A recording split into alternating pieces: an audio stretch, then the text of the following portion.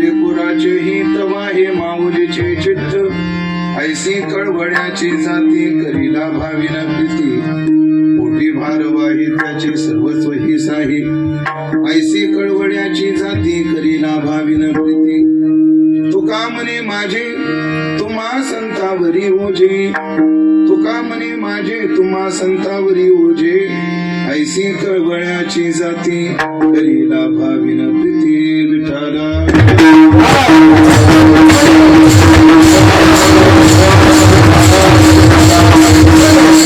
लेकुराचे हित वाहे माऊलीचे चित्त, ऐसी कळवळ्याची जाती करीला भाविन प्रीती। सेवेकरता निवडलेला अभंग संत श्रेष्ठ जगद्गुरु श्री तुकाराम महाराज यांचा 4 चरणाचा अत्यंत गोड सुंदर प्रसिद्ध सर्वांच्या पाठातला हा अभंग असून, या अभंगातून जगद्गुरु श्री तुकोबाराय मातृत्वाचं स्मरण करून आपल्या उद्धाराची जिम्मेदारी संतांवर सोपवतायत।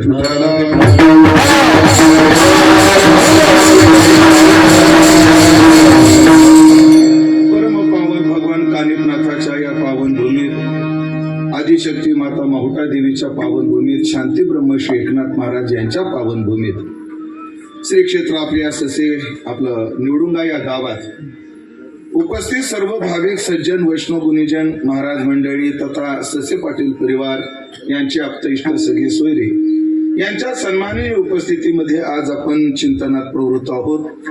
आणि त्या चिंतनाचं निमित्त आपल्या गावातील एक सन्माननीय कष्टाळू व्यक्तिमत्व आदरणीय श्री दिनकरराव त्र्यंबकराव ससे पाटील यांच्या पत्नी तथा आपल्या भागातील परमार्थ वैभव, आमचे परमार्थ पथावरील हृदया भिन्न परमस्नेही आदरणीय हरिभक्तीपरायण संतोषजी महाराज ससे यांच्या मातोश्री, ज्यांना 1 वर्षापासून वैकुंठवासी म्हणावं लागतं अशा वैकुंठवासी उमाबाई सौभाग्यवती हरिभक्तीपरायणा उमाबाई दिनकरराव ससे पाटील यांच्या प्रथम पुण्यस्मरणाच्या निमित्ताने सर्व ससे पाटील परिवाराने अर्थात संतोष महाराज असतील तथा त्यांच्या भगिनी आदरणीय सौभाग्यवती मंगलताई ज्या संजयराव आडकिते यांना दिलेल्या आहेत, ही कन्या आणि ही चिरंजीव या दोघांनी तथा सर्व ससे परिवाराने आपल्या मातेविषयी आदरांजली व्यक्त करण्याच्या हेतून या कार्यक्रमाचं आयोजन केलं। आणि त्यामध्ये कीर्तनाची सेवा करण्याचं सौभाग्य माझ्या वाट्याला आदरणीय संतोष महाराज यांच्या प्रेमातून करण्याचं सौभाग्य मला प्राप्त झालेलं आहे। कारण या जगामध्ये सगळ्यात पूजनीय कोण असेल तर हरिभक्ताची माय जगात सर्वात। तुकोबारायचं प्रमाणे तुका म्हणे जाय नरका अभक्ताची माय, अभक्ताची माय नरकाला जाते, पण वैष्णव चांभार धन्य त्याची माता, तारी उभयता दोन्ही पुढे। पण कोण ते? ज्यांना हरिभक्तीची महिमा आहे, ज्यांना हरिभक्तीचा वसा आणि वारसा आहे। म्हणून अशा एका हरिभक्ताच्या मातेचं पुण्यस्मरण करण्याचं सौभाग्य आज मला प्राप्त झालेलं आहे। जरी या मातेचं पुण्यस्मरण करण्याचं सौभाग्य मला जरी प्राप्त करण्याचं भाग्य प्राप्त झालेलं असलं तरी या मातेचं पुण्यस्मरण सर्वांना मात्र दुःखाचं निश्चित आहे, दुःखाचं निश्चित आहे। एक कष्टमय जीवन आपल्या पतीला संसारामध्ये साथ देत देत, एका मुलाला एका मुलीला जन्म देत देत आणि कर्तबगार मुलगा निघाला, मुलगी आपल्या नवऱ्याच्या घरी सुखी आहे, गुण्या गोविंदाची आहे, एक नात आहे, एक नातू आहे, असं गोकुळासारखं घर जेव्हा आनंद लुटण्याची वेळ आली। कारण काय, संसारिक माणसाला 4 स्वर्ग असतात। कबीर महाराजांनी सांगितले आपलं शरीर निरोगी असणं हे संसारिकाचा पहिला स्वर्ग आहे। हो, आपलं कर्तव्यात प्रेम असणं हा संसारिकाचा 2रा स्वर्ग आहे। मुलं आज्ञाधारक असणं हा संसारिकाचा 3रा स्वर्ग आहे। आणि आपली बायको पतिव्रता मिळणं हा संसारिकाचा 4था स्वर्ग। पहिला स्वर्ग सुंदर हो काया, 2रा स्वर्ग धर्म में माया, 3रा स्वर्ग पुत्र हो आज्ञाधारी, आणि 4था स्वर्ग पतिव्रता होणारी। हे 4 स्वर्ग असतात। आणि असे स्वर्गाला जेव्हा बहर येते, नातवंड पतवंड येतात, तेव्हा एक संसाराचा एक वेगळा आनंद संसाराच्या दशेवर भोगायला मिळतो। जरी आम्ही किती तत्वज्ञान जरी बोललो ना, माता पिता बंधू भगिनी कुणी नवपती निर्वाणी, कौनाचे मायबाप कौनाचे गुणगोत, हे जरी आम्ही म्हणत असलो तर आपण हेही ध्यानात ठेवलं पाहिजे, निवृत्तीनाथासारख्या महात्म्याला सुद्धा भावाच्या वियोगाचं दुःख झाले, हे आपण ध्यानात ठेवलं पाहिजे। कारण काय, परमार्थाची भूमिका आणि संसाराची भूमिका याच्यातला विवेक माणसाला साधता आला पाहिजे.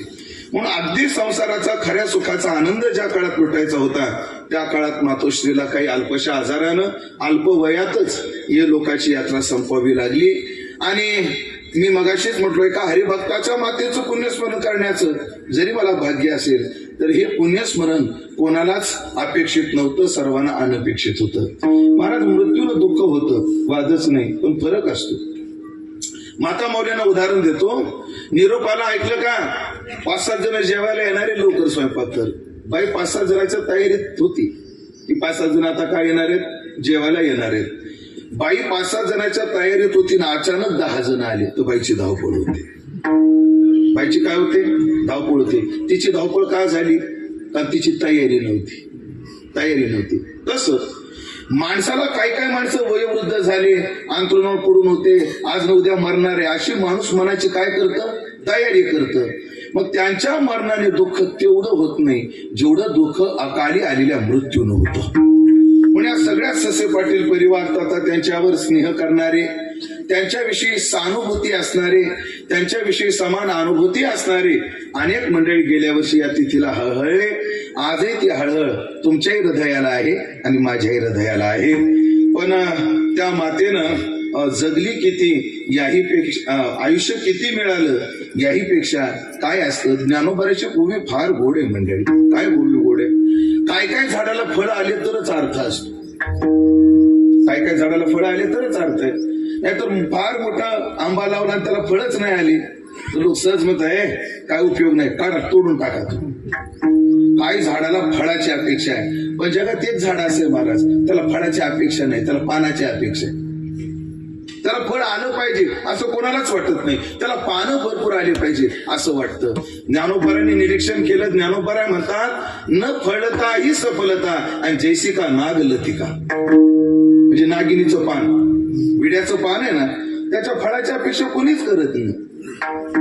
तिला फळ आलं पाहिजे तेव्हा ती सफल झाली. म्हणून न फळता ही सफलता, काय ज्ञानोबाराची भाषा आहे, न फळता ही सफलता आणि जैशी का नाग लतिका. म्हणून एखाद्याने परमार्थ किती केला, त्याला देव भेटला का, देवाचा साक्षात्कार झाला का, याही पेक्षा त्याचं जीवन किती फळाला आलं याही पेक्षा त्यांनी ससे महाराजासारखा आपल्याला एक महाराज दिला ही त्या जीवनाची सांगण्याचं तात्पर्य. अशा एका हरिभक्ताच्या मातेचंही पुण्यस्मरण आहे.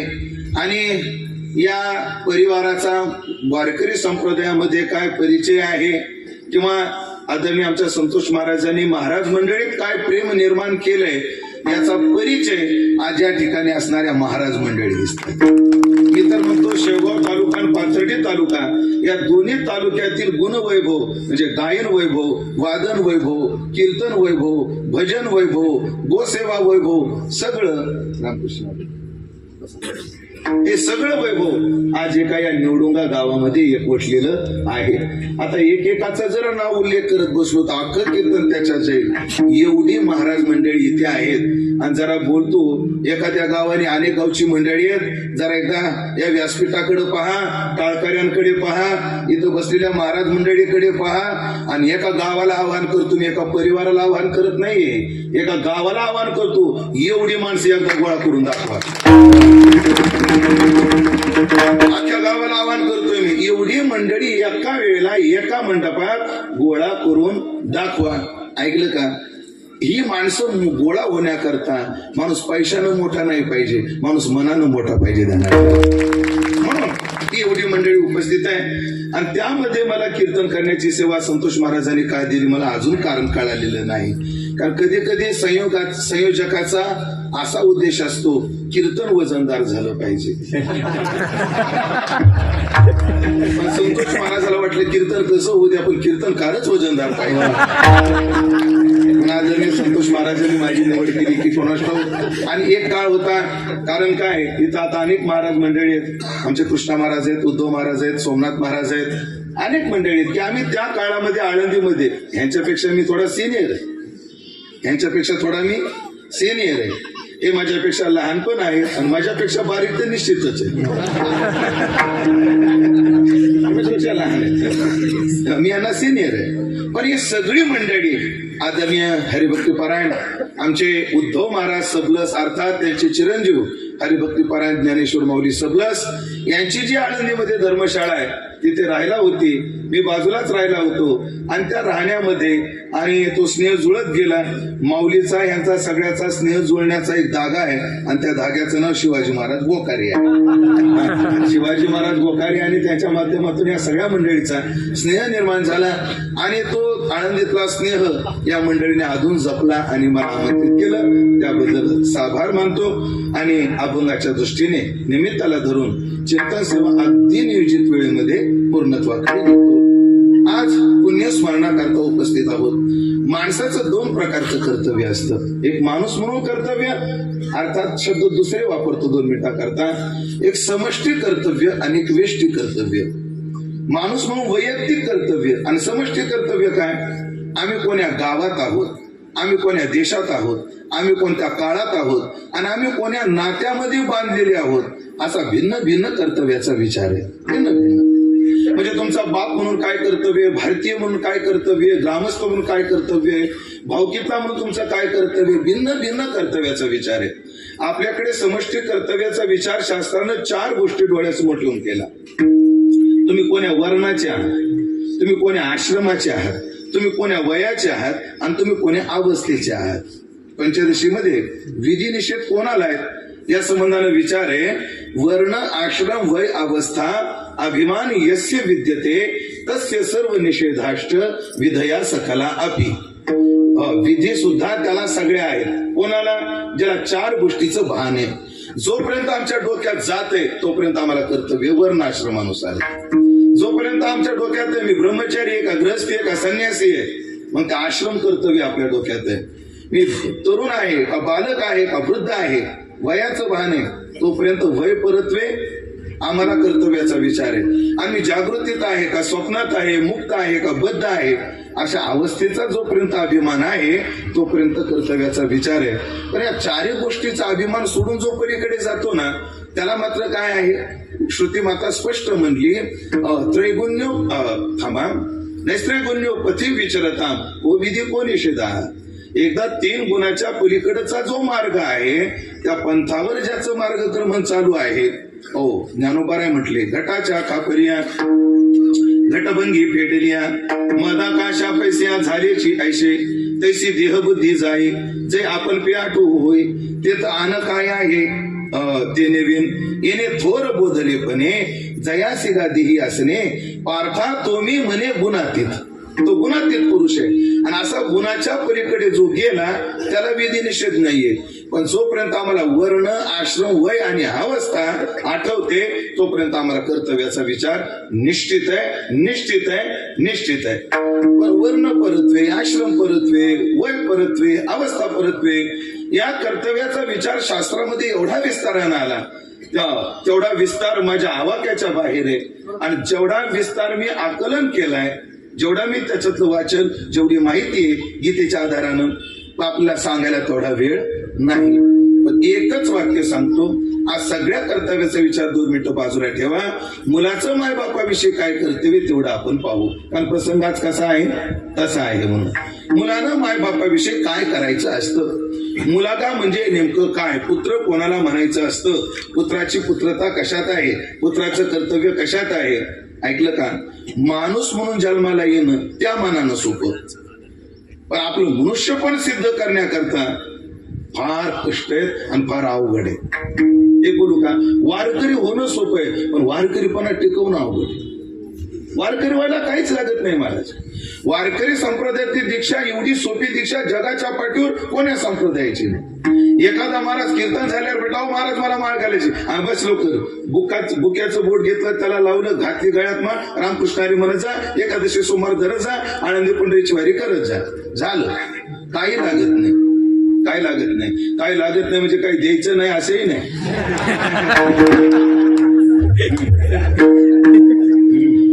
शास्त्रानं असं म्हटलंय, आचार्यस्य प्रियम धनम आवृत्य प्रजातंतु माम विवच्छेत्सी. याचा अर्थ काय, आपण गुरुकडून ज्ञान घेतलं तर त्यांना आवडणारी दक्षिणा द्यावी आणि गुरु परंपरा चालवावी. हे 2 कर्तव्य असतात वेदानं म्हटलंय. पण हरी महाराज कृत, त्रेता, द्वापार, कली 4 युगामध्ये असा नियम होता. पहिल्या 3 युगात गुरुला आवडणारी दक्षिणा दिली पाहिजे. गुरुला विचारलं पाहिजे, गुरुजी मी तुम्हाला काय दक्षिणा देऊ. पण आपल्याकडे इतिहास आहे कोणाचा? कृतयुगामध्ये कौत्स्याचा दृष्टांत आहे आपल्याकडे. कौत्स्य की जो वर्धंतू ऋषीला त्याने विचारलं की मी तुम्हाला दक्षिणा काय देऊ. आपल्याकडे आहे ना कृतयुगात ती कथा, की दसऱ्याला आपण ती कथा सांगतो. हो, पण आज ती कथा सांगून दसऱ्याच्या भांडवल फोडीत नाही मी आज थांबवतो. वर्धंतू आणि कौत्स्य याची कथा येते कृतयुगातली. त्रेतायुगामध्ये एवढं स्पष्ट उदाहरण माझ्याकडे नाहीये, पण पुढे द्वापार युगामध्ये सुद्धा भगवान कृष्णाने सांदीपन ऋषीकडे ज्ञान घेतल्यानंतर गुरुला विचारले मी तुम्हाला काय दक्षिणा देऊ. पण कलियुगात तसं नाही म्हटले. कलियुगात असं आहे, गुरुला दक्षिणा दिली पाहिजे हे विधान आहे, पण गुरुला विचारून दिली पाहिजे तुम्हाला काय पाहिजे आणि तुम्हाला पाहिजे ते मी देतो असं विधान कलियुगात नाही. कारण शास्त्रालाही माहितीये की कलियुगातले गुरु काय मागतील याचा नियम नाही. याचा नियम नाही. एका गावाला सप्ताला होतो मी, एका गावाला. आता ते महाराज मौलीलाही माहिती नाही, सगळ्याला माहिती. ते महाराज कीर्तनात नाव नाही सांगत, हे नसताना कॅमेरा नाव बी सांगितलं असतं ते घ्यावं लागत त्याला, बाकी काही नाही. आम्ही गावाला सप्त्याला गेलो. ज्या महाराजाकडे राहत होतो त्यांनीच आम्हाला तिथं सप्त्याला पाठवलं. सप्त्याच्या 4थ्या दिवशी त्या महाराजाचं कीर्तन होतं आणि ती बाई काय करायची, पूर्ण काढ, पडदे काढ, झुमरं काढ आणि पेटीत घालू लागली. मी ताई लोक महाराज लोक यायचं असतं नाही लावतात, तुम्ही काढता का? महाराज रोजचा महाराज जगला, नाचा महाराज जगला आहे म्हणजे झुंबर पाहिले की म्हणते येते त्याच्यापेक्षा लाभ लोक ठेवलेलं अवघडे करूया. पण दक्षिणा दिली पाहिजे. जाऊ द्या, मला सांगायचं काय, मला तात्पर्य काय सांगायचं की आचार्यस्य प्रियम धनम इतकी सोपी आहे. बुका लावा, गळ्यात माळ घाला, झाला वारकरी. वारकरी होणं सोपं आहे, पण वारकरी पणा टिकवणं फार अवघड आहे, अति अवघड आहे. त्याच्यासाठी असं जाऊ द्या, पुढे बोलतो. तात्पर्य तसं मुलगा म्हणून जन्माला येणं सोपं आहे, पण मुलगा मी यांचा आहे या कर्तव्याचा निर्वाह करणं फार अवघड आहे. काय काय करावं लागतं मुलाला? मुलाला मायबापाविषयी काय काय करावं लागतं आमच्याकडे पुराणांमध्ये वर्णन आहे. देवी भागवतामध्ये श्लोक आहे की त्रिभीर पुत्रस्य पुत्रता, या 3 गोष्टीतच पुत्राची पुत्रता आहे. 1 मिनिट घेतो, फक्त वाईट वाटू देऊ नका कोणीच. 2 मृदंगाचार्य वाजवत आहेत, हे गायक मंडळी गात आहेत, मी कीर्तन करतोय. गुरु महाराज आपण वाजवतो म्हणजे उपकार नाही करत, तुम्ही गाताय म्हणजे उपकार नाही करत, आणि मी कीर्तन करतो म्हणजे उपकार नाही करत. मग तुम्ही वाजवता म्हणजे काय करता? आम्हाला वाजवता येतं हे सिद्ध करताय. हे गातायत म्हणजे काय करतायत? आम्हाला सुस्वरामध्ये गाता येतं हे काय करताय? सिद्ध करताय. मी कीर्तन करतो म्हणजे काय करतोय? मला पण कीर्तन थोडकं मोडकं करता येतं हा सिद्ध करण्याचा प्रयत्न करतो. जेव्हा मृदंगाचार्य मृदंग वाजवतात, गायनाचार्य गायन करतात, कीर्तनकार कीर्तन करतो, हा उपकार करत नाही. मी गायक वादक कीर्तनकार आहे हे सिद्ध करत असतो. तर तो मुलगा जेव्हा मायबापाची सेवा करतो, मायबापाचं पुण्यस्मरण करतो, तेव्हा तो मायबापावर उपकार नाही करत, मी यांच्याच पोटी जन्म घेतला हे ते सिद्ध करत असतो. आम्ही यांच्या पोटी जन्म घेतला हे सिद्ध करण्याकरता मुलाला 3 गोष्टी कराव्या लागतात. मी तुम्हाला तो देवी भागवतातला श्लोक सांगणार होतो. हो, 3 गोष्टी कराव्या लागतात. कोणत्या 3 गोष्टी आहेत? जीवतो वाक्य करणात, मृता हे भुरी भोजनात, गयायाम पिंडदानाष्ट, त्रिभीर पुत्रस्य पुत्रता. याच्यामध्ये पाठभेद आहे. कोणता पाठभेद आहे? मृता हे भुरी भोजनात आणि प्रत्यब्दी भुरी भोजनात असा पाठभेद आहे. पण पाठभेदाला अडचण नाही येत, अर्थाला काहीच अडचण येत नाही. पण पहा, जीवतो वाक्य करणार, मुलानं मायबाप जिवंत आहे तोपर्यंत मायबापाचं ऐकलं पाहिजे, अर्थात मायबापाची सेवा केली पाहिजे.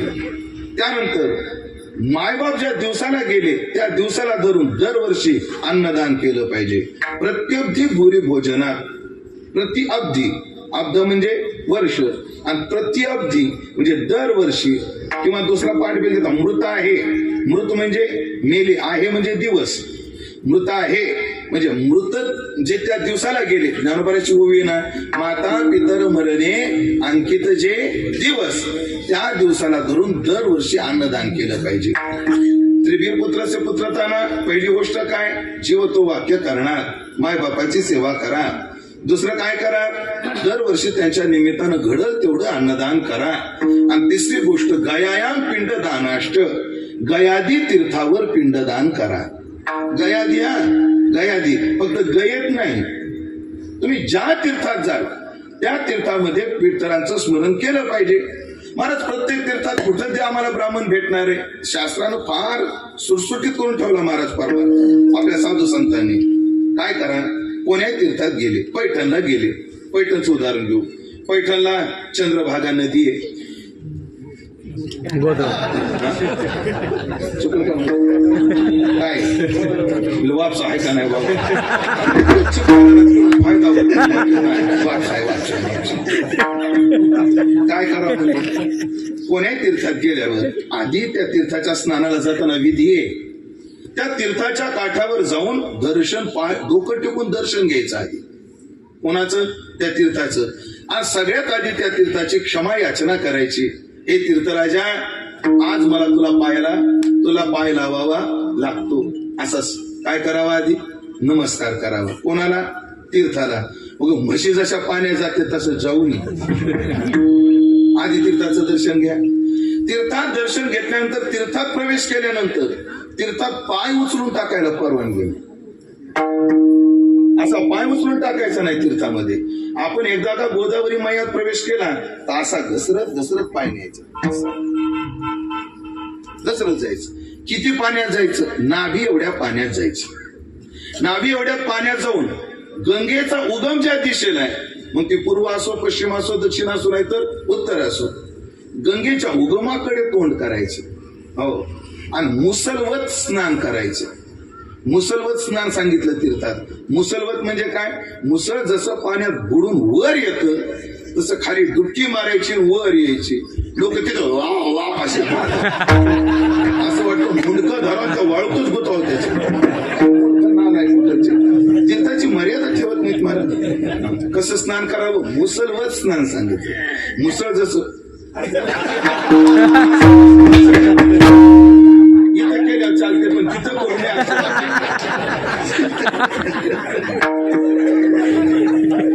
लोक उगत इन्स्ट्रुमेंट घेऊन हिंडते. मुसलवर स्नान करावं. हा, आणि बुडून वर निघाल्यानंतर गंगेच्या उगमाकडे तोंड करून गंगेचं पाणी हातात घ्यायचं, सगळ्या पितराचं स्मरण करायचं आणि सोडायचं. गंगेचे उदक गंगे जैसे अर्पिजे पितरोद्देशे, ज्ञानोबा म्हटले. गंगेचं उदक गंगेलाच व्हायचं, पण कोण्या उद्देशानं? पितराच्या उद्देशानं. गयायाम पिंडदानाष्ट, मृताय पुरी भोजनात. दरवर्षी अन्नदान करायचं. किती करायचं याचं विधान नाही, करायचं हे विधान आहे. तुमची परिस्थिती जेवढी असेल तेवढं, घडेल तेवढं अन्नदान. मग तुम्हाला एका पात्राचं भाग्य असो. महाराज राजेंद्र दाजीच्या मुखातून तरी कथा मी अशी ऐकली की एका माणसाचं जेवण जरी करता नाही आलं तुम्हाला, विस्तवावर गुळाचा खडा टाका आणि पाणी फिरवा तरी पिंडदान होतं, तरी श्राद्ध होतं. राजेंद्र दाजीने कथा सांगितली पुराणातली. सांगायचं तात्पर्य, दरवर्षी अन्नदान करा मायबापाच्या नावाने. आणि तिसरं पहिलं सांगितलं, मायबापाची सेवा करा. त्याच्या पुढे बोलू का? कदाचित तुम्हाला पिंडदान नाही करता आलं तरी नका करू, करा. पण मी प्रधानता कशाला द्यायची या करता सांगतोय, कारण शास्त्रानं पहिल्यांदा ते वापरलंय वाक्य, म्हणून ती प्रधानता देतोय. एका दिवस अन्नदान कमी करता आलं तरी चालेल. तुम्हाला पिंडदानाच्या करता एखाद्या तीर्थाला नाही जाता आलं तरी चालेल, पण माय बापाची सेवा मात्र जरूर करा. हो, जीवतो वाक्य करणार त्यांचं ऐका. सेवा दोन प्रकारची असते. त्यांच्या शरीराला बरं वाटेल असं वागणं आणि त्यांच्या मनाला बरं वाटेल असं वागणं. काय काय? आणि खरं सांगा, मुलाकडून मायबापाची अपेक्षा शरीराला बरं वाटावं ही नाही, त्यांच्या मनाला बरं वाटावं ही. म्हणून पहा, ज्ञानोबा तुकोबा देवाने आपल्याकडून पैशाची अपेक्षा नाही केली, त्यांनी शास्त्रानं जी वचनं सांगितली तसं जगा याची अपेक्षा केली. तसं शास्त्रानं शब्द वापरताना जीवतो वाक्य करणार, त्यांची वाक्य ऐका, अर्थात त्यांचं मनोरथ ओळखून त्यांना प्रसन्नता होईल असं वागा. आणि ऐका ना, जो माणूस माय बापाचं ऐकत नाही खाता का तो पुढच्या जन्मात बहिरा होतो. कशावरून? नाथाने बहिरा होण्याची जी जी कारण सांगितली ती मोजा. नाही संत कीर्ती श्रवणी आली, नाही साधू सेवा घडी गेली, पुढं पितृवचनाशी पाठ दिली, तीर्थे वृत्ते असून त्या गेली, माता माऊली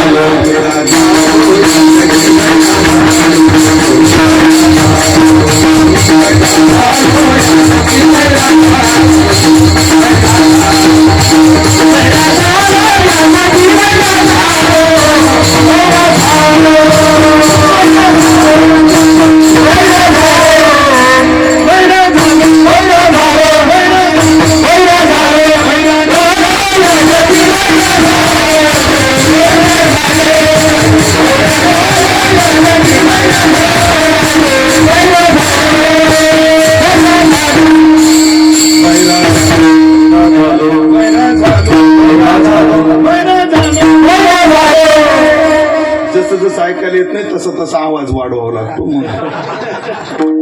बैरा झालो का बरं? माता मावली पाचारिता शब्द नाही दिला मागुता, आणि पितृवचनाशी पाठ दिली. ही कर्तव्य आहेत मुलगा म्हणून. मला वाटतं आमच्या संतोष महाराजांनी त्या सगळ्या कर्तव्याचा निर्वाह केला. आई आजारी होती, आईची सेवा केली. हो, आता प्रत्येक दिवशी भोजनात आस्त्र अन्नदान केलेलंच आहे, पिंडदान आदी क्रिया सुद्धा त्यांनी केलेल्या आहेत. आता हे कर्तव्य झालं मुलगा म्हणून. आता माणसाचं माणूस म्हणून काय कर्तव्य आहे, अगदी थोडक्यात विचार सांगून अभंगाला पूर्ण पकडे न्यायचंय. माणसाचं माणूस म्हणून काय कर्तव्य आहे? माणसानं माणूस म्हणून एकच केलं पाहिजे. काय केलं पाहिजे? मनुष्यपण तरी साधी नारायण, नाही तरी हीन पशु होणी. त्यानं देव प्राप्त करून घेतला पाहिजे. पण ऐकलं का? देव प्राप्ती करता दोन गोष्टी कराव्या लागतात. परमार्थामध्ये दोन गोष्टी आहेत ज्याला वेदांतानं मोक्ष म्हटलंय. त्या मोक्षाचं स्वरूप काय आपल्याकडे? अनिष्टाची निवृत्ती झाली पाहिजे, इष्टाची प्राप्ती झाली पाहिजे, अर्थात संसार सुटला पाहिजे आणि देव भेटला पाहिजे. पण अडचण एक आहे, संसार सोडणं सोपं नाही आणि देव भेटणं सुद्धा सोपं नाही. संसार सुटतो भय वाटे पर न सुटे हा संसार. खरं सांगा, माझ्या समोर सगळ्यांना मी जाहीर आवाहन करतो, तोंडानं कबूल करू नका, पण मी म्हणतो त्या वाक्याचा मनातल्या मनात विचार करा. खरं सांगा, आठवड्यातून एकदा तरी वाटतं का नाही हे सगळं सोडून कुठं तरी जावं? कुठं नाही बोलायचं, वैतागलो का नाही आपण? वैतागलो का नाही? महाराज कोणी एका अकरावाला बी वैतागलाय, 10 अकरावाला बी वैतागलाय, एका लेकरावाला बी वैतागलाय आणि 10 अकरावाला बी वैतागलाय, एका बायकोवालाही वैतागलाय. पुढचं ऐका ना, बिना बायकोवालाही वैतागलाय. 10 लेकरं 10च्या नादी लागले. ते वागणं बरं. संसार तुमचा केवढा आहे, शेवटी वैताग ठरलेला आहे. महाराज म्हणतात, भय वाटे पर न सुटे हा संसार. संसार सुटत नाही आणि तो भेटत नाही. कोण? तो सहजासहजी भेटत नाही. भेटवाव त्यासी चरण झाडीन केशी, सावळ्या रूपाची मन वेडे. बघतात ना म्हणून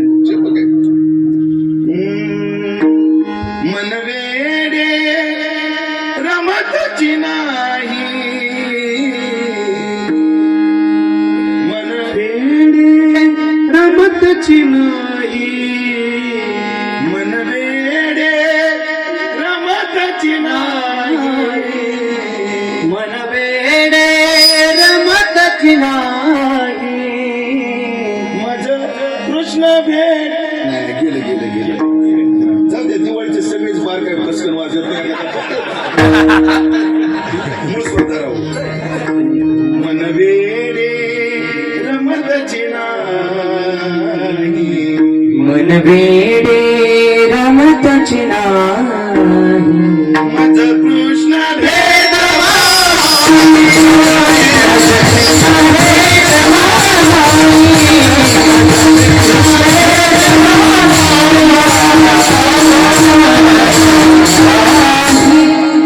भेटवा पण भेटत नाही ना भेटवा पण भेटत नाही आणि मग ऐका संसारातून बाहेर पडणं आणि देवापर्यंत जाणं विषय अवघड आहे मोठी अवघड वाट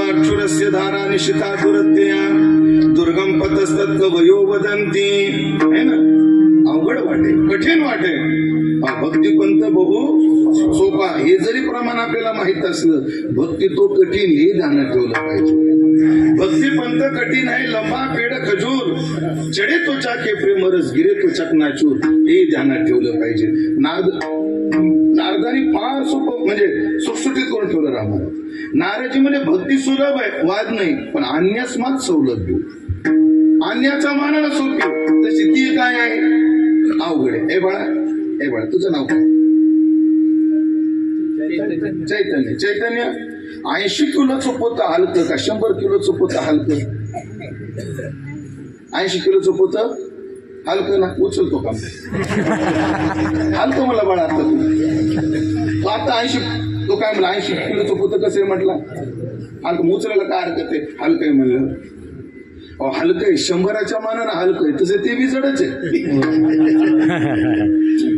तसं भक्ती सोपी आहे पण अन्याच्या तुलनेनं तशी ही सुद्धा अवघड आहे मग नियम आहे अवघड काम कोणाच्या तरी मदतीने करायला लागते एक माणूस वैरण काढायला गेला शब्द ऐकलं वैरण काढायला गेला आणि काय तंद्री लागली काय माहित वारकरी असले तर ज्ञानोबराचा अभंग आठवला असेल आणि दुसरा पुण्या तर दोन तुम्हीची लावणी आठवली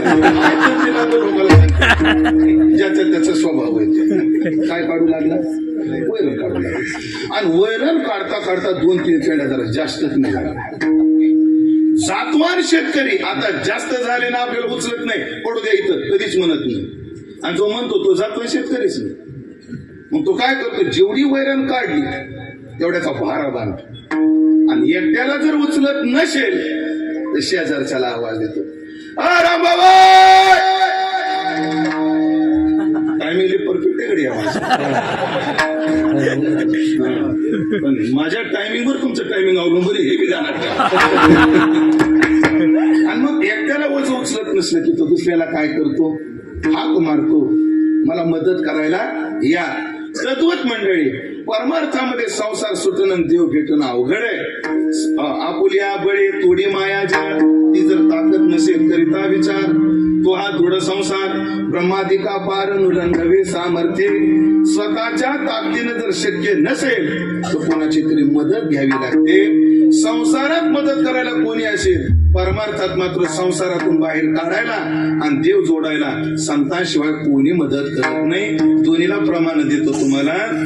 तेथे कोणी सोडवी नाही का सद्गुरु वाचून. माता पिता बंधू बहिणी ही संसारात बी माणसं संसारात गुंतवतात का मोकळं करतात. उदाहरण देतो, एकदम छोटस उदाहरण देतो, 2च मिनिटात देतो. हो, तुमचं नाव काय? घनश्याम महाराज. महाराज लग्न झाले किती दिवस झाले? 22 वर्ष. घनश्याम महाराज, बरं झालं महाराज भेटले मला, कारण महाराज लोक विचारी असतात.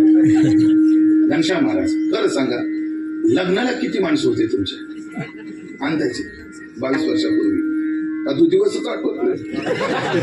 1000-1200 लोक होते. म्हणजे घनश्याम महाराज तुम्हाला संसारात गुतवाय 1200 आले होते. खरे का कुठे? आता मला सांगा महाराज, त्याच्यानंतर संसारात अडचणी आल्या, येतातच. संसार कोणाचा आहे असो, संसारात अडचणी आल्या तर त्यातलं कोण कोण सोडवा येत? कोणी येत नाही. मला सांगा, बायकोच्या तडाक्यातून सोडवाय कामी येत नाही तर माईच्या तडाक्यातून सोडवाय कामी येतील? तुम्ही फसले त्यांच्या बोलण्याच्या नादात. मी नाही फसलो. आता मला गुतवाय आली होती. काय काय लोकांनी अजून हात सोडला नाही. काय सांगतो तुम्हाला, आता वय आहे का आमचं, अजून हात सोडला. हे सांगण्याजोगं नाही, पण आता आलं म्हणून सांगू का नको तुम्ही सांगा. 2 महिन्यापूर्वी मला फिरिकाने आता काय चलो पाहुणं तुम्हाला कळतं का काय? माझं वय 43 आहे, मग तिचं 39 आहे. ती तुमच्यासारखी थकली म्हणजे आता काय सांगा. पाहुणे, माझं वजन 105 आहे, तिचं 98 आहे. सकाळी उठला डोक्यावर पडला, मी गाठपट्टी काय मला तुला आकाली का म्हणलं काय? मी महाराज आहे, ती बी महाराज आहे.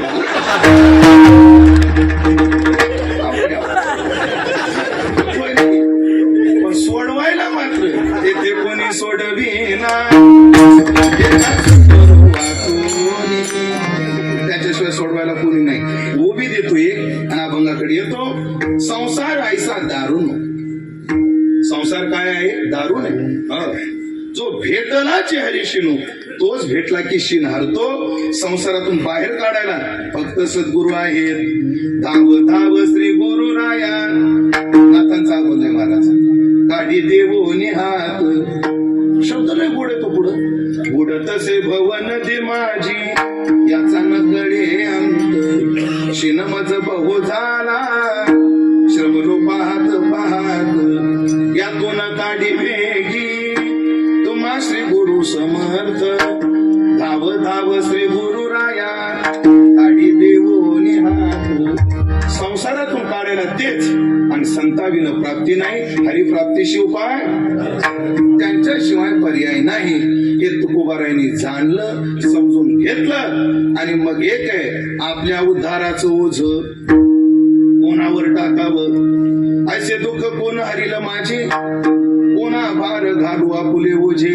हा प्रश्न जेव्हा पडतो तेव्हा उत्तर एकच सापडतं, ते म्हणजे संत हा हे ओझ उचलू शकतात. व्यवहारातलं ओझ उचलायला लोक किती कामी येतात मला त्याची चर्चा करायची नाही.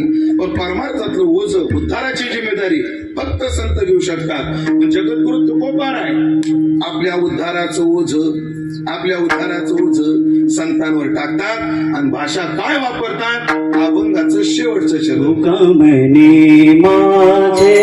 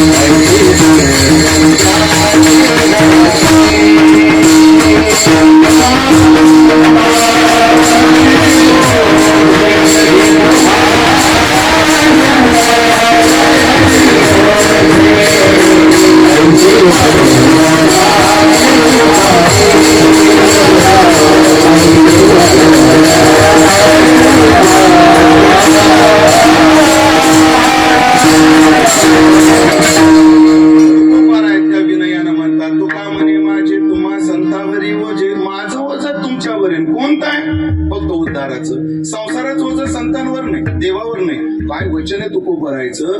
तुकोबारा म्हणजे देवा होईल तो भोग भोगीनार. आपलं दारिद्र्य आपलंही महाराज, आपल्या कर्माचं फळ आहे, त्याचा भार देवाला कशाला घालायचा?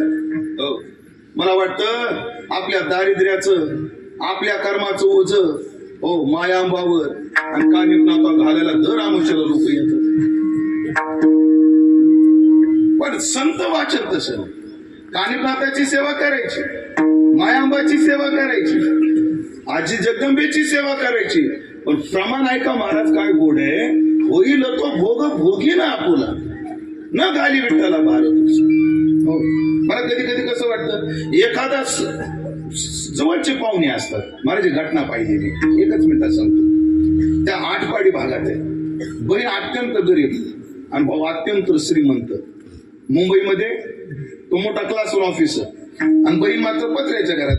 माझं कीर्तन होतं एका गावात आणि सहज ते म्हटले, महाराज आमची बहीण तिथे राहते, तिची फार इच्छा आहे तुम्ही घरी यावं म्हणून. तिला जातो आणि मला त्या बाईला घरावर छप्र सुद्धा नीट नाही. पण मी तिथं गेलो, त्याच्याकडे जेवण केलं, आलो आणि मग तफावत पाहिली नाही. बहीण एवढी गरीब आणि भाऊ एवढा श्रीमंत. पण महाराज त्या बाईचं एक समाधान मला लय आवडलं, खूप आवडलं. मी सहज म्हणलं, ताई तुमचा भाऊ एवढा श्रीमंत, मग काय भावाला काय म्हणायचं नाही छपरा गिपराचं? अरे म्हणले नाही महाराज, त्याची श्रीमंती त्याला, आपल्याला काय त्याची श्रीमंती, जसे तसं ते आपलंय. आणि ह्याला दुसरा मिळाला योगी आदित्यनाथ. योगी आदित्यनाथ कोण आहेत माहिती आहेत ना? बिडोळगावचे माजी सरपंच, सुसऱ्याचे म्हणून वडुल्याचे, बरं काय हरकत नाही. योगी आदित्यनाथ मुख्यमंत्री महाराज, आणि त्याची बहीण, माफ करा, त्यांची बहीण एका मंदिरासमोर बेलफुल विकून जगती महाराज. नरेंद्र मोदी त्यांचा वर रिक्षा चालवतो. काय चालवतो? रिक्षा चालवतो. असं तो मोठा. आपल्या कर्माचं ओझं दुसऱ्यावर नाही टाकायचं. होईल तो भोग भोगी ना तुला, न घाली विठ्ठला भारतच. मग संतांवर ओझं कोणतं? खरं काळीच्या आता तुम्ही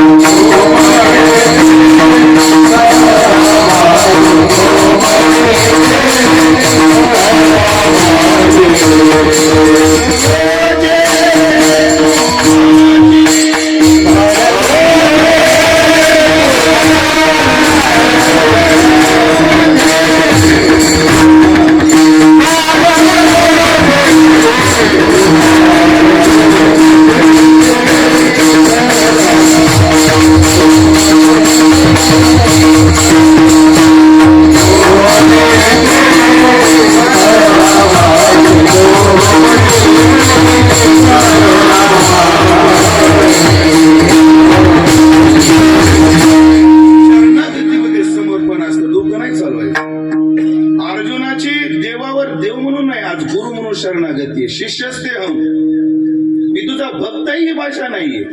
मी तुझा कोण आहे? शिष्य. शिष्यस्ते हम, का मी तुझा भक्तोसी? मी भक्त आहे? नाही, शिष्य आहे. आणि मग आता काय कर? माझी अडचण ही आहे, कार्पण्य दोषोपहत स्वभाव पृच्छामी त्वं धर्म संमूढ चेता. आता मला पुढचं पद पाहिजे. यस श्रेयस सा निश्चितम गृहीतन, ज्याच्यात माझं कल्याण आहे ते तू पहा, मला ठरवायचा अधिकार देऊ नको. म्हणून गोमटे ते करा माझी, तुम्ही ठरवा माझं गोमट कशात आहे. मला हेच करा असं मी म्हणणार नाही, पण माझं एवढं ओझ तुम्ही घ्या. भार ओझे तुम्हाशी. आणि मग ऐका मंडळी, काय असतं, कोणालाही काम सोपवलं आणि नातं जर असलं तर काम लवकर होतं. मला जर देवेंद्र फडणवीसाला फोन करायचा ठरला तर लागेल का सरळ? हा, खटाटोप करावं लागेल की नाही? करावं लागेल. याच्यातला अमृता वहिनीला काय काय करावं लागेल? काहीच नाही.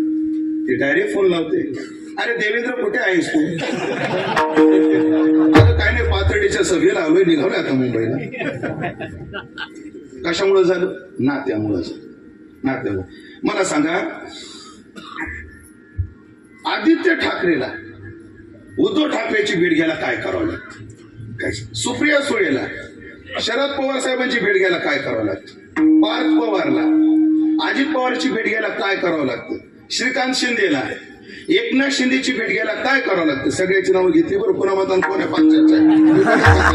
सगळ्याची नावं घेतली. नातं असलं की काम जरा लवकर होतं. पण आपलं उद्धारच ओझं संतांवर टाकलं, पण नातं जोडलं पाहिजे. काय नातं जोडावं बरं, हा प्रश्न जेव्हा निर्माण झाला तर उत्तर ऐका, अगदी थोडक्यात सांगणारे उत्तर ऐका. नाते दोन प्रकारचे. अरे महाराज, काही पुरुष प्रकृतीचे नाते आणि काही स्त्री प्रकृतीचे नाते.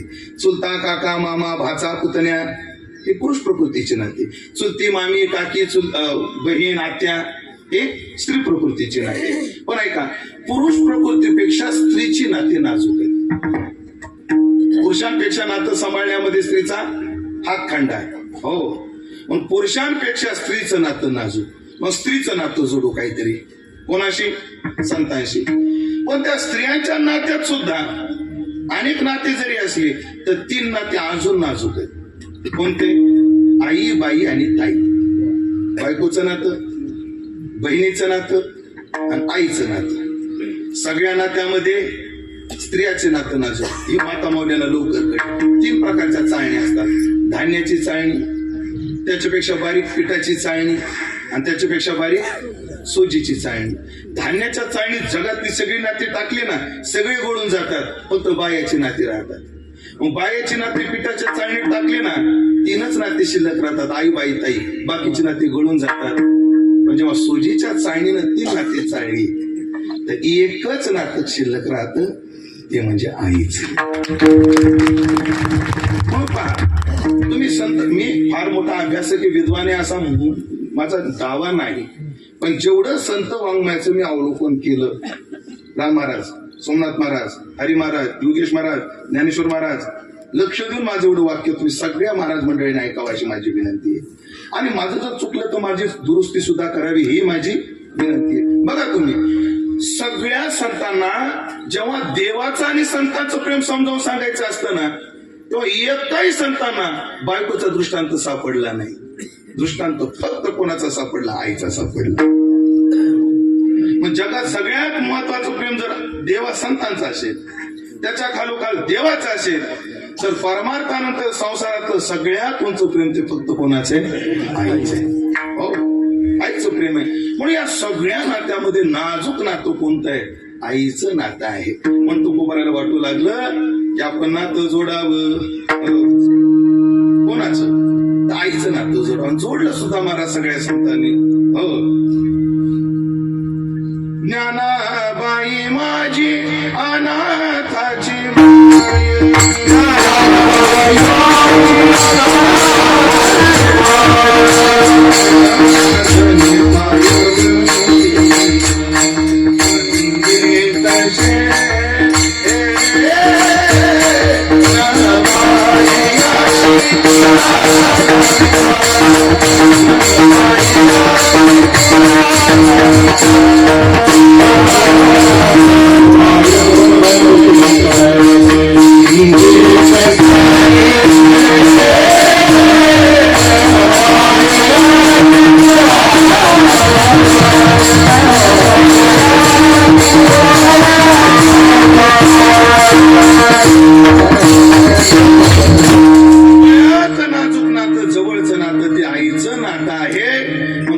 संतांशी नातं जोडतात आईचं.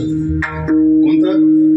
तुळजापुरवासिनी ज्ञानाबाई माय बहिणी ज्ञानराज माझी योग्याची माऊली हो आईचं नातं आईचं नातं. आणि मग आईचं नातं जोडत असताना मी म्हणले की आपलं काम करून घ्यायचं असेल तर नातं जोडावं लागेल. आणि नात्यात सगळ्यात नाजूक नातं आईचं असल्यामुळे तुकोबऱ्या संतांशी आईचं नातं जोडतात.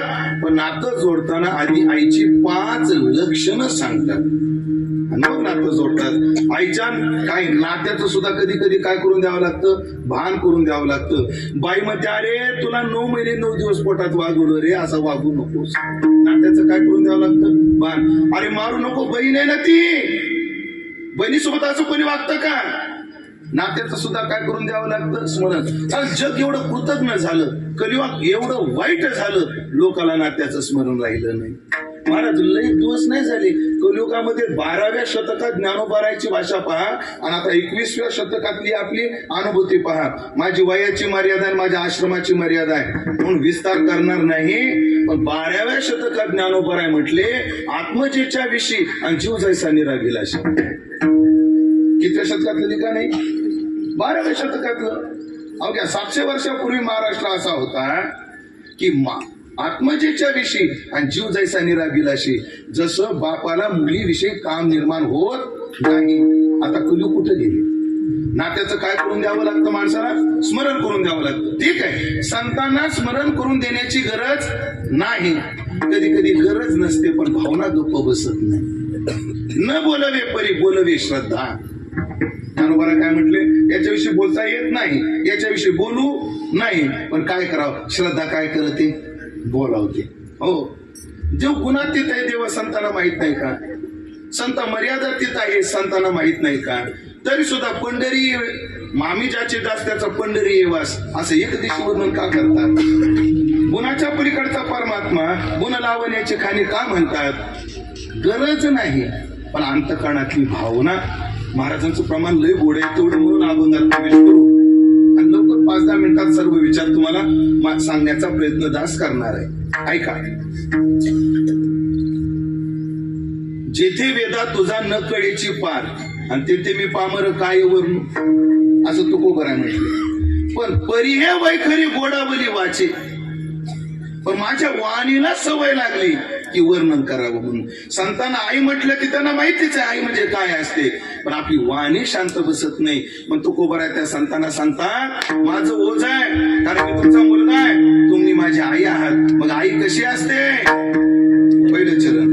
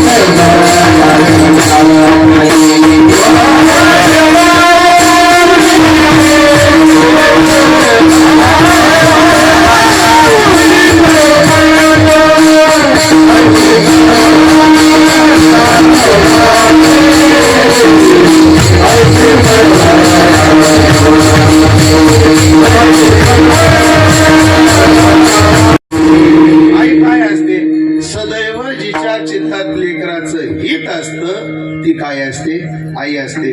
म्हणून जर आईच्या चित्तात जर सदैव लेकराचं हित असेल आणि माझी जर तुम्ही आई असाल तर माझ्या हिताचा विचार सदैव तुमच्या हृदयात असला पाहिजे. पण आईच्या चित्तात लेकराचं हित असतं, हो सदैव असतं. बघा, मातेची चित्ती अवघी बाळकाची व्याख्या. बाई एकदम माय होत नाही, ती आधी मुलगी असते. मुलगी झाल्यानंतर मुलगी आई होत नाही, तिला बायको व्हावं लागतं. आधी मुलगी, नंतर बायको आणि नंतर आई. आता या 3 टप्प्यामध्ये पहा. जोपर्यंत मुलगी आहे तोपर्यंत चित्तात भाऊ आणि बाप आहे. जोपर्यंत ती बायको आहे तोपर्यंत चित्तात नवरा आहे. पण एक जेव्हा ती आई होते तेव्हा मात्र लेकरू एकदा चित्तात आलं मग तिच्या चित्तातून निघत नाही. हे बाकीचे टप्पे आहेत. अंदाजे आपण 18व्या वर्षी लग्न होतं असं गृहीत करू. वयाच्या 18व्या वर्षापर्यंत चित्तात कोण आहे? बाप.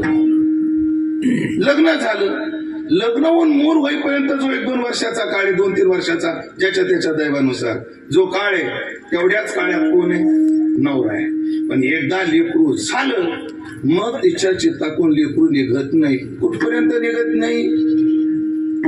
ती मरेपर्यंत म्हणू नका, मेल्यावरही लेकराचं चित्त तिचं निघत नाही. आई जिवंतपणे लेकराचं हित पाहते यात नवल नाही. आई मेल्यावर सुद्धा लेकराचं हित पाहते.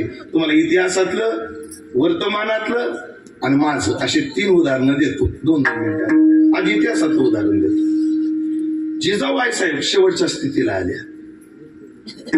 अंतकाळाला जिजाऊनं शुभांना जवळ बोलवलं.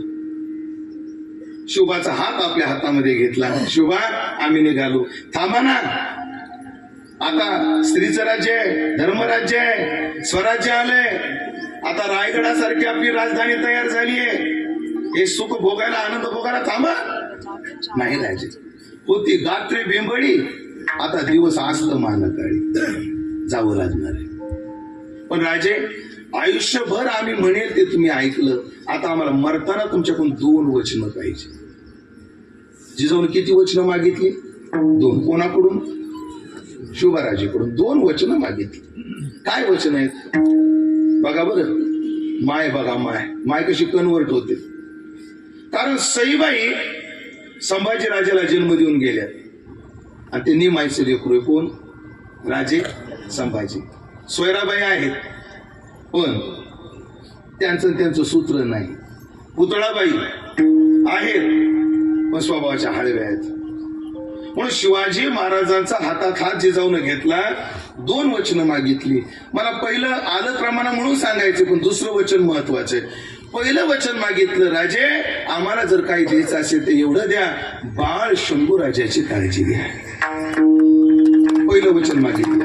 आणि जिजाऊनं जे दुसरं वचन मागितलं त्याच्यामध्ये आजच्या अभंगाच्या चरणाचा अर्थ आहे.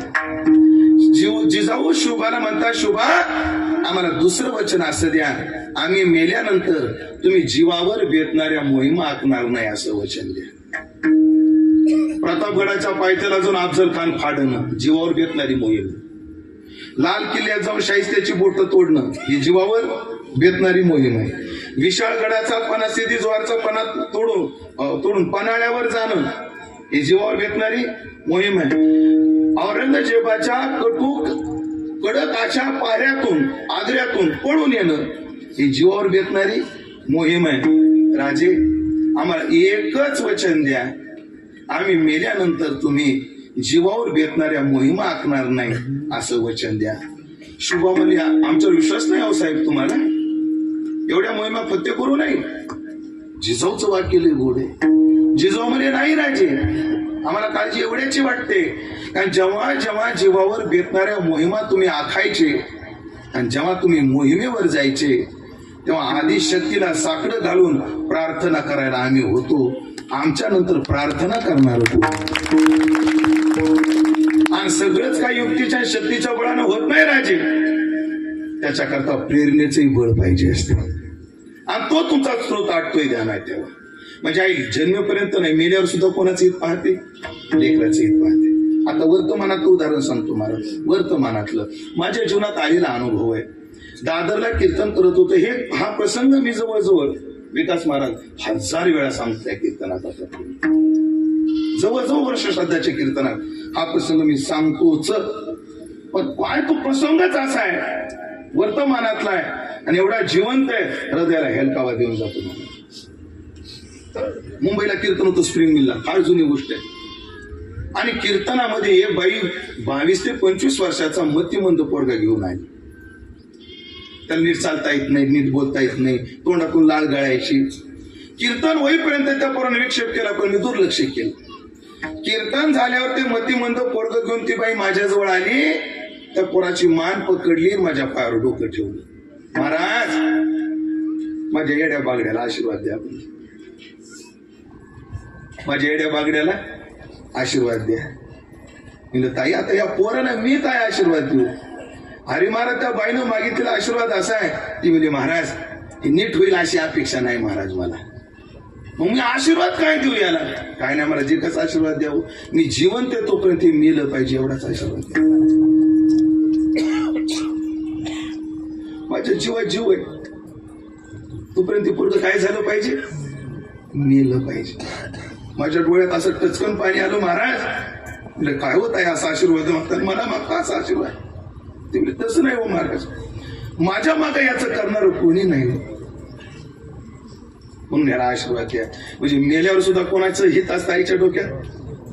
लेकराचं हित असतं. आळंदीतली घटना आहे महाराज, आळंदीत आत्ता वर्तमानातली. माऊली एक पोरगा बाईने आळंदीत आपल्या एका महाराजाकडे आणून ठेवला. कोणाच्या वाट्याला असं दुःख येऊ नये महाराज. ती बाई तमास गेली, त्या पोराची माय तमाशात नसते. तिला अपघातानं पोरग झालं, पण ज्याच्याकडून झालं त्याला टाकून दिलं, तो गेला निघून.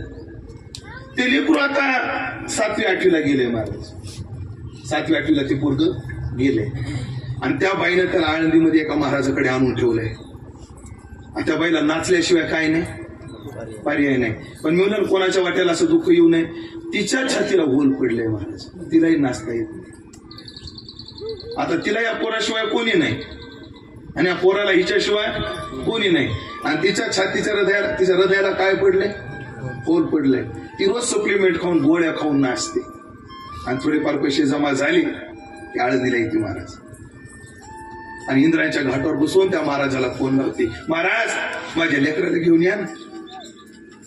ते महाराज म्हणले ताई तुम्ही या ना संस्थेवर. नको महाराज मी नाही. आई किती त्याग करते बघा महाराज लेकरा करता. ते म्हणले नाही हो महाराज मी नाही येत. का? जर तुमच्या गल्लीत कळालं हे पोरग नाचणार निश्चय, माझ्या लेकराला कोणी नीट बघणार. तुम्ही पोराला घेऊन कुठे या? आळंदीत या, आपलं घाटावर या. आणि ते महाराज त्या पोराला घेऊन आले.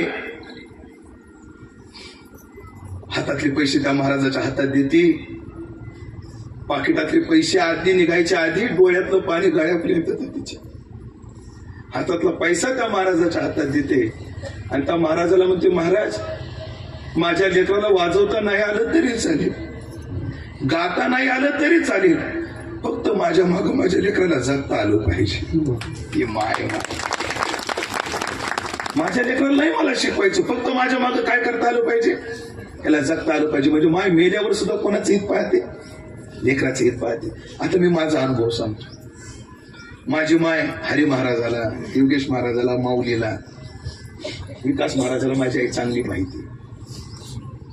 माझी आई आहे ना 5 भावाची बहीण आहे, 4 दिराची भाऊजाई आहे. पण एवढ्या मोठ्या परिवारातले असून सुद्धा महाराज माझ्या आईला रस्त्याच्याकडे, माझ्या माय बापाला रस्त्याच्या कडेच्या पाईपामध्ये संसार करावा लागलाय. आता तिच्या आशीर्वादाने चांगले दिवस आले महाराज, खूप चांगले दिवस आले. तिनं कष्ट केले, भयान कष्ट केले. म्हणजे आमच्याकरता तिनं काय कष्ट केले आम्हाला माहिती. आज कोणताही कार्यक्रम चांगला असला, मला 2 बहिणी आहेत, एक सख्खी आणि एक सख्याच्या पुढची आहे. हरी महाराजाला माहिती, कर्जुलेची ताई आमची, एक सख्खी आणि एक सख्याच्या पुढची 2 बहिणी आणि 2 भाऊजाया. आमच्या घरात कार्यक्रम असला की आमची आई रडते आणि 4 म्हणजे 2 बहिणीला आणि 2 भाऊजायाला जवळ घेते आणि म्हणते, तुम्हाला जर वाटत असेल मला शांत मरण यावं, माझ्या पिंडाला कावळा शिवावा, तर तुम्हाला चौघीला एक सांगून ठेवते. म्हणजे तुमच्या 4 पैकी एकीनं शपथ घ्यावा लागेल माझ्या पिंडाजवळ, आम्ही महाराजाला सांभाळू, तो माझ्या पिंडाला कावळा शिवड. म्हणते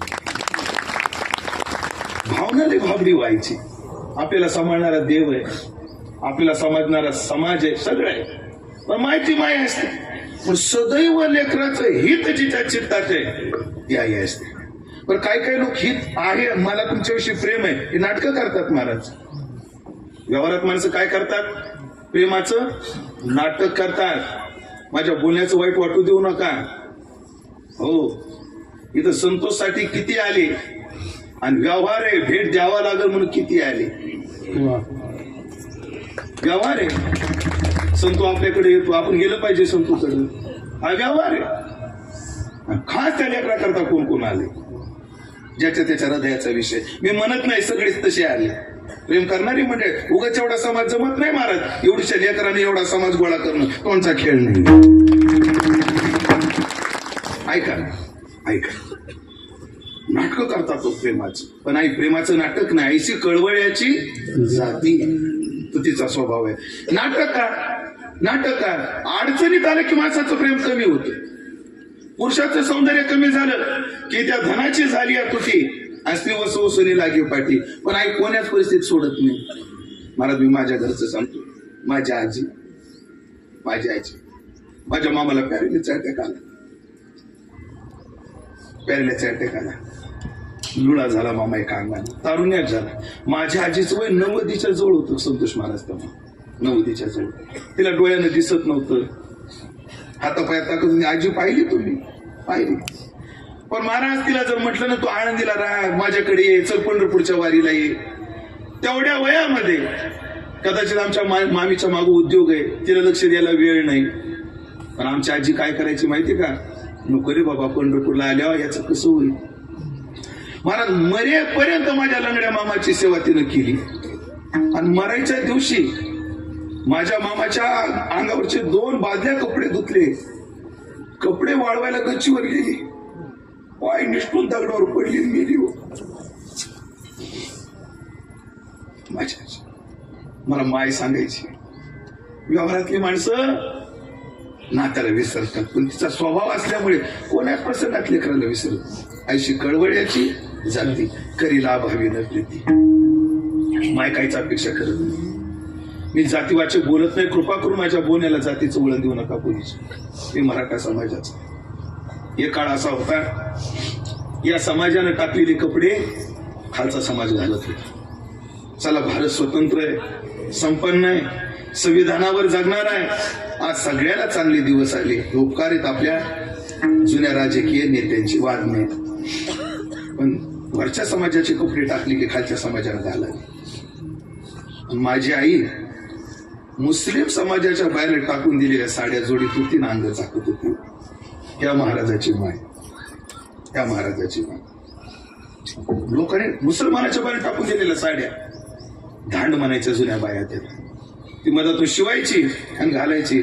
आजची स्थिती अशी आहे, एक भाऊ वकील आहे आणि खूप चांगली प्रॅक्टिस आहे त्याची. एक भाऊ टेम्पो चालवतो, मी महाराज आहे. आज तिनं जर ठरवलं रोज एक नवीन साडी नेसायची, ती नेसू शकते. पण महाराज अडचणी की ती कधी मागतच नाही. आणि मला बी प्रश्न पडतो, महाराज तिला मी काय देऊ आता?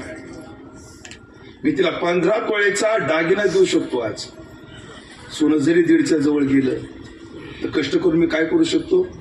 15 तोळ्याचा दागिना देऊ शकतो. पण तिनं आम्हाला सांभाळण्याकरता जे शरीराचा नासोडा केलाय, ते शरीर तिला देऊ नाही शकत. काहीच अपेक्षा नाही. करी लाभावीनं प्रीती, पोटी भारव आहे. आई लेकराचा भार किती दिवस वाटते? 9 महिने 9 दिवस. चुकीचं आहे तुमचं. लेकरू जन्म लग्न झालं की म्हाताऱ्या बाया सांगतात, बाई असं खायचं नसतं, तसं खायचं नसतं, तोंड सांभाळायचं असतं, गर्भधारणा लवकर होत नाही. एकदा तिला गर्भ राहिल्यावर सुद्धा बाई हे खाऊ नको, ते खाऊ नको, भार चालू झाला. पोटात बी भार, इथंही भार. लेकरू जन्माला आलं, बाई तिखट खाऊ नको, लेकराला संडास लागल. आंबट खाऊ नको, लेकराला सर्दी होईल. पुन्हा भारच. आता तरी संपलाय का नाही? माझ्या उजव्या हाताला जवळजवळ 500 ते 700 बाप आहेत, त्याच्यापेक्षा 1000च्या जवळजवळ तुम्ही बाप आहेत. खरं सांगा, तुमच्या पोरानं जर काही गुन्हा केला, तुम्ही पोराला बोलता का त्याच्या माईला बोलता? खरं सांगा. अजून ती पोटी भार वाहे, ती पोटात भार वाहते. माझी माय आहे ना, तिचे पुढचे दात खोटे आहेत. आकाची पुढचे 4 दात खोटे आहेत, ओरिजिनल नाहीये. आणि ते का नाहीये त्याचं कारण आहे का? आमचे वडील थोडे स्वभावानं कडक, जे हातात पडल ते फेकून मारायचं. पाण्याची कळशी होती महाराज पितळाची आमच्या घरात, एवढी. आणि ती कळशी घेऊन तात्या दादा निघाले पूजेला देवघरात. आकाश स्वयंपाक करू लागले, मी बसलो होतो. आणि वडील माझ्यावर चिडले आणि पितळाची घागरच फेकून मला मारली वडिलांनी. पण लेकराला लागली तर लेकराला कुठतरी लागल. म्हणून माझी माय आडवी झाली. ती घागर माझ्या आईच्या दातावर लागली. तिचे तारुण्यातच 3 दात पडले केवळ मला सांभाळण्याकरता. पोटी भार वाहे हो, त्याचे सर्वस्व ही आहे. लेकराचा काय काय सहन करते. खरं सांगा, आपण लहानपणी कशी होतो नाही ना, आपल्याला किती सहन केलं असे सगळं सहन करते.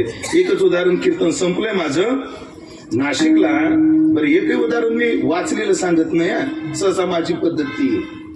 तुम्ही जर मला म्हणले ना महाराज कुठे, मी या क्षणाला प्रत्येक घटनेच्या ठिकाणी तुम्हाला नेऊ शकतो, दाखवू शकतो. नाशिकला गेलो, द्राक्ष बाग होती आणि द्राक्ष बागाच्या कडेला एक म्हातारी हातामध्ये केसाचा एवढा बुचका घेऊन रडत होती. मी माझ्यासोबत त्या गावचा पोलीस पाटील होता.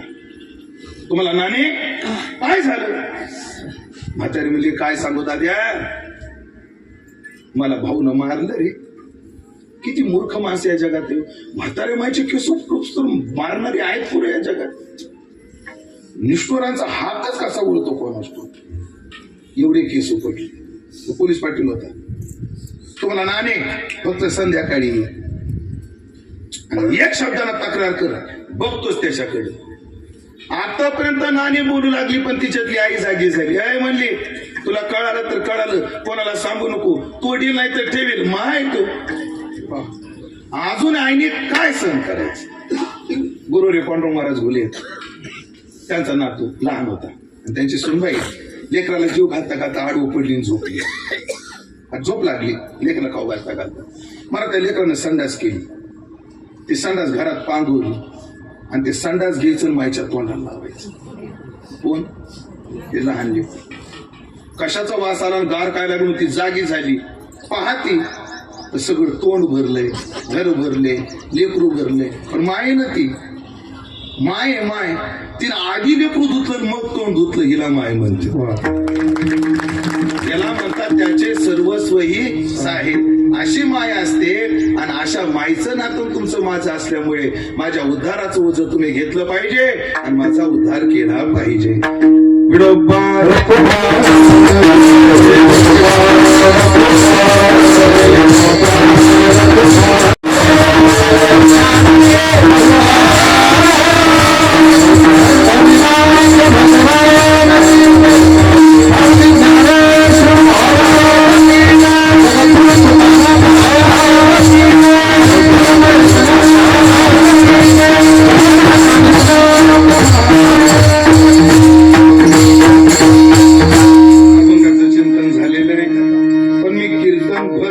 संतोषची काळजी केली. मी दिनकर भाऊ बद्दल ते बोलणार आहे. आता 2च मिनिटं घेतो. आपली संस्कृती तुम्ही पाहिली का? आपल्या संस्कृतीमध्ये नवऱ्यापेक्षा बायको वयानं लहान का? याच्या कारणाचा कधी विचार केलाय का तुम्ही? याची काही सायकोलॉजिकल कारण आहेत, काही बायोलॉजिकल कारण आहेत. दोन्ही काय, बायोलॉजी पण आहे आणि सायकोलॉजी बी आहे. आपल्यापेक्षा वयानं कमी बायको का? त्याचं कारण अटॅचमेंट. एक शब्द अटॅचमेंट. बाई घरामध्ये मिसळलेली असते, गडी घरात मिसळलेला नसतो. त्याला घरात लेकरावर शिस्त ठेवण्याकरता निष्ठुर राहावं लागतं बापाला. जे अटॅचमेंट असतील घरामध्ये, मुलगा असो मुलगी असो सून असो, म्हणून लेकर बापाला मागत नाहीत, आईला मागतात. आई दादाला सांग ना तेवढंच द्यायचं. म्हणजे बाईची अटॅचमेंट घरात जास्त असते. म्हणजे कसं आहे, म्हणजे नवऱ्याच्या मागे जर बाई राहिली तर तिचे दिवस निघून जातात, ती घरात जोडलेली असते. पण बाईच्या मागे नवऱ्याचे दिवस निघत नसतात. त्यातली त्यात एक तर बायको नसावं आणि असली तर मरेपर्यंत साथ असावं. ह्या वयात बायको जाणं. आणि एक सांगतो तुम्हाला, मी ब्रह्मचारी आहे, तुम्ही गृहस्थी आहेत. पुरुष आणि बायकोचं नातं, आपलं पती पत्नीचं नातं केवळ शरीर सुखापुरतं नसतं, त्या आधाराचं असतं. पण ज्या वयात बायकोचा आधार पाहिजे त्या वयात दिनकररावची काय गेलेली आहे? बायको गेलेली. ज्या काळात बायकोचा काय पाहिजे? आधार पाहिजे, त्या काळात बायको गेलेली आहे. काय असतं, माणसाचं वय झालं ना, अशा काही अडचणी असतात, पुढच्या लेकीला सांगता येत नाहीत आणि पुढच्या लेकाला सांगता येत नाहीत, तर फक्त बायको जवळ सांगता येतं. म्हणून दिनकर भाऊचे दुःख मोठं आहे, वादच नाही. त्यांची पत्नी गेली, ते दुःख आहे. त्यांनाही सावरण्याची ताकद देवानं द्यावी. एक मुलगी आहे, कोणत्या गावात दिलेली आहे? देवी निमगाव मध्ये मुलगी दिलेली आहे. बाईचं परिपूर्ण माहेर माय असते. बाईचं माहेर बाप ठीक आहे, पण पूर्ण माहेर कोण असतं? माय असते. कारण सोळी बांगडी करता बाई येत नाही. मग मुलीचं नाव मंगल आहे ना? हा, मंगल तुझं काय चाललंय? हा पाठीवरून फिरवलेला आईचा हात आणि 3000ची साडी बरोबरी होत नाही. मग माहेरात आल्यावर बाईला सगळं सुखूट असतं, मायजवळ असतं. मायजवळ माय मन काय करते? मोकळं करता येतं. त्या बाया बोलता बोलता सहज बोलतात, पण वाक्य लय गोड आहे. सगळ्याला सगळे, पण पाठीला माय बहीणच आहे म्हणता का नाही तुम्ही? माय बहीण आहे. पण मंगलताईच्या जीवनात दुःख आहे की तिचं माहेर संपलं आईच्या जाण्याने. पण मी आता समारोपात आलोय. संतोष महाराज जाणकार आहेत, हुशार आहेत, वादच नाहीत, समाजात फिरू नयेत, सगळ्या गोष्टीची एक मिनिट जाण ठेवणारे आहेत, वादच नाही. त्यांना मी काही सांगावं याची काही गरज नाही. पण मला वर्ष श्राद्धाला बोलवल्यामुळे मला सांगणं माझं कर्तव्य आहे की एवढंच की आता वडिलाची काळजी घ्या, बहिणीची काळजी घ्या. तुम्हाला फार कमी वयात जिम्मेदारीचं ओझं वाढलंय.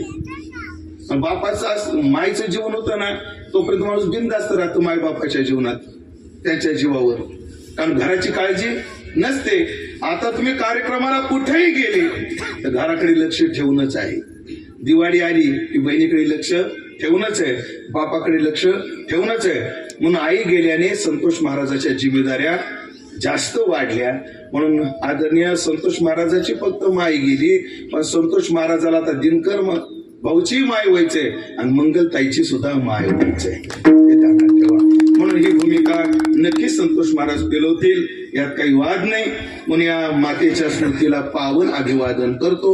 इथं भरपूर महाराज मंडळी आहेत, सर्वांविषयी सद्भाव व्यक्त करतो. वेळ जास्त झालाय त्याबद्दल दिलगिरी व्यक्त करतो. आणि झालेली सेवा शांती ब्रह्माच्या चरणी, माय आंबा कानिपनाथाच्या चरणी, मावटा देवीच्या चरणी समर्पित करून माझ्या सद्गुरु झोप महाराजाची परंपरा, माझी गुरुवर्याची परंपरा, माझे गुरुवर्य भंडाता त्या कराडकर, माझ्या गुरुच्या चरणी सेवा समर्पित करतो. सेवेला पूर्ण करतो. ज्ञानेश्वर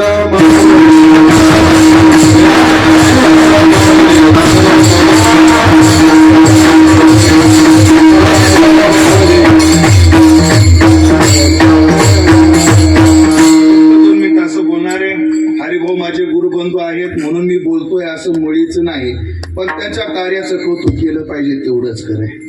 2 गुंठे जमीन 10 एकर जमीन असणाऱ्याला 10 एकर जमीन असणाऱ्याला 2 जनावर जड आहेत, पण गुंठाभर जमीन नसताना आमचे हरी महाराज 200 ते 300 गाई सांभाळतात.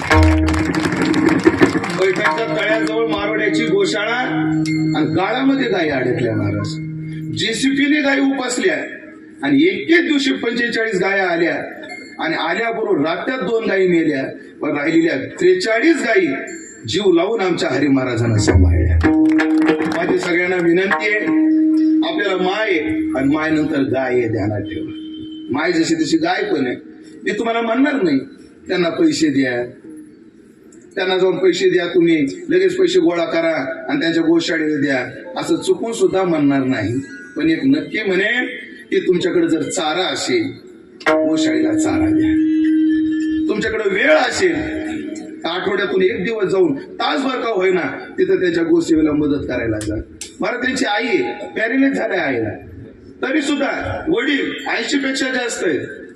हो, काय लोक म्हणतात की गोशाळा का महाराजांना घरच गोळा केलं.